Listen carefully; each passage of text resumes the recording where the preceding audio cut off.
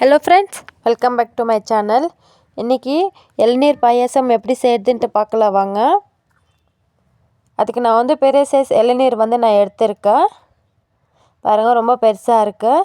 இப்போ இதை கட் பண்ணிவிட்டு நம்ம உள்ள இளநீர் தனியாக எடுத்துக்கலாம். ரொம்பவே டேஸ்ட்டாக இருக்கும், ரொம்ப யூனிக்காக இருக்கும். கண்டிப்பாக ட்ரை பண்ணி பாருங்கள். அது மட்டும் இல்லாமல் ரொம்ப சிம்பிள் தான்.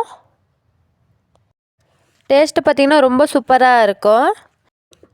இப்போ இளநீர் தனியாக எடுத்துக்கலாம். நான் இந்த மாதிரி ஒரு பாக்ஸில் தண்ணி தனியாக எடுத்துக்கிறேன். இந்த மாதிரி பாக்ஸ் வச்சு நீங்கள் தேங்காய் கவுத்தி விட்டிங்கன்னா கீழே எங்கும் சிந்தாமல் அழகாக பாக்ஸில் தண்ணி வந்துடும். நம்மளுக்கு ஈஸியாக இருக்கும் இந்த ப்ராசஸ்.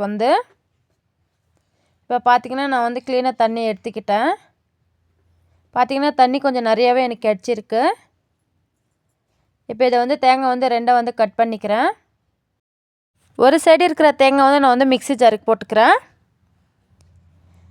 நம்ம இளநீர் எடுத்தோம் இல்லைங்களா, அந்த தண்ணியை கொஞ்சம் விட்டு நல்லா அரைச்சி எடுத்துக்கலாம் நம்ம. பாருங்கள், நான் இப்போ இதில் இருக்கிற தேங்காய் நான் மிக்ஸி ஜாருக்கு நான் மாற்றிக்கிறேன். உங்கள்கிட்ட சின்ன இளநீர் இருந்துச்சுன்னா நீங்கள் 2 இளநீர் கூட எடுத்துக்கலாம். எந்த பெரிய சைஸுன்றதுனால நான் ஒரு இளநீர் மட்டும் எடுத்திருக்கேன். இதுவே கரெக்டாக இருக்கும் எங்களுக்கு. இப்போ இதில் இருக்க தேங்காய் எல்லாமே இந்த மாதிரி எடுத்துக்கோங்க. இந்த மாதிரி தான் இருக்கணும். ரொம்ப முத்தி இருந்துச்சுன்னா அது ரொம்ப நல்லா இருக்காது. இப்போ இதில் இருக்கிறத நான் மிக்ஸி ஜாருக்கு மாற்றிக்கிறேன். இதில் தேங்காய் ஓடு அந்த மாதிரி ஏதாச்சும் இருந்துச்சுன்னா எல்லாம் க்ளீன் பண்ணிவிட்டு நீங்கள் போட்டுக்கோங்க. இந்த மிக்ஸி ஜாரில் பார்த்திங்கன்னா நம்ம இளநீர் எடுத்து வச்சுருக்குறோம் இல்லைங்களா, அதை நான் கொஞ்சமாக விட்டு நல்லா மை மாதிரி அரைச்சி எடுத்துக்கிறேன். இந்த ப்ராசஸ் பண்ணுறதுக்கு முன்னாடியே நீங்கள் பார்த்தீங்கன்னா பால் காய வச்சு எடுத்துக்கோங்க. நல்லா திக்கான பாலில் சர்க்கரை போட்டு நீங்கள் காய வச்சு எடுத்துக்கோங்க. பால் நல்லா சூடாகிற வரைக்கும் வெயிட் பண்ணணும். நீங்கள் பாயாசம் செய்யறதுக்கு முன்னாடி நீங்கள் பால் காய்ச்சி வச்சுட்டு நீங்கள் இந்த ப்ராசஸ் எல்லாம் செய்யறதுக்குள்ளாரே நம்மளுக்கு பால் நல்லா சில்லுன்னு ஆறிடும். இப்போ பார்த்தீங்கன்னா நான் நல்லா மிக்ஸி ஜாரில் அரைச்சி எடுத்துகிட்டு வந்துட்டேன். இப்போ இதை நான் தனியாக ஒரு பவுலுக்கு மாற்றிக்கிறேன். இப்போ இதே மிக்ஸி ஜாரில் பார்த்திங்கன்னா நான் தேங்காய் போட்டுக்கிறேன். நம்மளுக்கு பார்த்திங்கன்னா தேங்காய் பாலும் தேவை. நம்மளுக்கு ஒரு அரை கப்பு தேங்காய் பால் தேவை இருக்குது. அதனால நான் கொஞ்சமாக தேங்காய் போட்டு நான் நல்லா மையாக அரைச்சி எடுத்துக்க போகிறேன். இப்போ வடிகட்டி வச்சுக்கலாம். வடிகட்டி வச்சு நம்ம ஃபில்டர் பண்ணிக்கிறேன். நிறைய பேர் சப்ஸ்கிரைப் பண்ணாமே பார்த்துட்டு இருக்கீங்க. என்னோடய வீடியோஸ் உங்களுக்கு பிடிச்சிருக்குன்னா ப்ளீஸ் சப்ஸ்கிரைப் பண்ணிக்கோங்க. எனக்கு கொஞ்சம் மோட்டிவேஷனாக இருக்கும். நான் நெக்ஸ்ட் வீடியோஸ் அப்லோட் பண்ணிகிட்டே இருப்பேன். நீங்களும் இதே மாதிரி தேங்காய் பால் எடுத்துக்கோங்க. நீங்கள் இந்த மாதிரி ஜென்னி வச்சு ஃபில்டர் பண்ணிக்கிட்டாலும் சரி, அப்படி இல்லைன்னா ஒரு கிளாத்து போட்டு நீங்கள் தேங்காய் பால் புழிஞ்சு எடுத்துக்கோங்க. ரொம்ப க்ரீமியாக இருக்கும். பாயாசம் பார்த்திங்கன்னா ரொம்பவே டேஸ்ட்டாக இருக்கும்.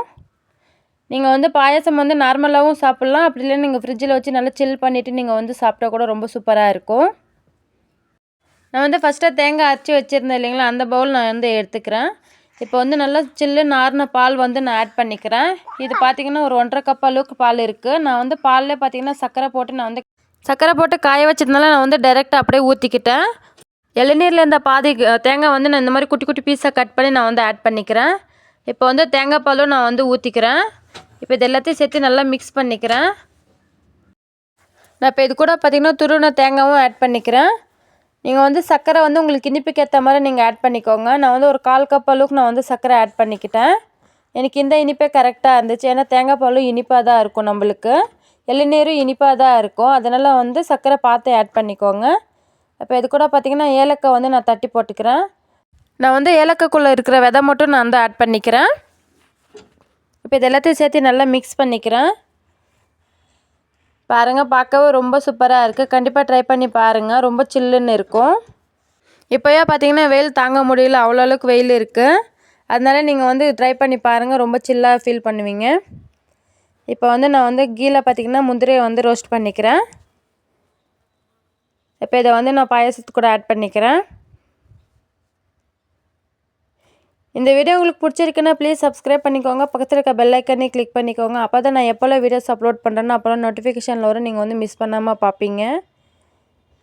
இப்போ நான் சர்வ் பண்ணிடுறேன். நீங்கள் ஃப்ரிட்ஜில் வச்சு கூட சாப்பிட்லாம். நீங்கள் ஃப்ரிட்ஜில் வச்சு சாப்பிட்ற மாதிரி இருந்தால் நீங்கள் முந்திரி ரோஸ்ட் பண்ணி நீங்கள் ஆட் பண்ணிக்காதீங்க. எதுக்குன்னா நீங்கள் வந்து கீயில் தான் ரோஸ்ட் பண்ணுவீங்க. நீங்கள் வந்து கீ வந்து ரோஸ்ட் பண்ணிவிட்டு நீங்கள் வந்து ஃப்ரிட்ஜில் வைக்கும்போது ஃப்ரீஸ் ஆகிடும். அப்புறமா பார்த்தீங்கன்னா கீ வந்து மேலேயே இருக்கும். நெய் வந்து அப்படியே மேலேயே இருக்கும். திக்காகிட்டு இருக்கும் நெய் பார்த்தீங்கன்னா. அதனால் மேலே அப்படியே ஒரு மாதிரி எல்லோவாக அப்படியே இருக்கும். அதனால தான் நான் சொன்னேன். ஸ்கூல் விட்டு வர பசங்களுக்கு செஞ்சு கொடுங்க. ஏன்னா வெயில் இப்போ ரொம்ப அதிகமாக இருக்குது. நீங்கள் வந்து ஃப்ரிட்ஜில் வச்சு கொடுத்தீங்கன்னா ரொம்ப சில்லாக ஃபீல் பண்ணுவாங்க. அவங்களும் ரொம்ப என்ஜாய் பண்ணுவாங்க. ஓகே ஃப்ரெண்ட்ஸ், நான் வந்து நெக்ஸ்ட்டில் வந்து பார்க்குறேன். பாய்.